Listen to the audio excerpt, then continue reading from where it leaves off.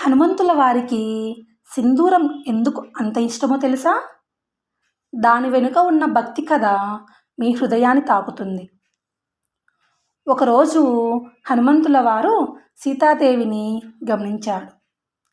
ఆమె తన నుదుటిన సింధూరం పెట్టుకుంటుండగా ఆశ్చర్యంగా అడిగాడు, అమ్మా, మీరు ఈ సింధూరం ఎందుకు పెట్టుకుంటున్నారు అని అడగగా అప్పుడు సీతమ్మ వారు మృదువుగా నవ్వుతూ చెప్పింది, ఇది నేను శ్రీరాముల వారి యొక్క దీర్ఘాయుష్షు కోసం పెట్టుకుంటున్నాను. ఆ మాట విన్న వెంటనే హనుమంతుల వారు హృదయం భక్తితో నిండిపోయింది. కొద్దిపాటి సింధూరానికే ఇంత ఫలితం ఉంటే నేను మొత్తం శరీరం మీద పూసుకుంటే నా రాముల వారు ఎప్పటికీ చిరంజీవిగా ఉంటారు అని భావించాడు.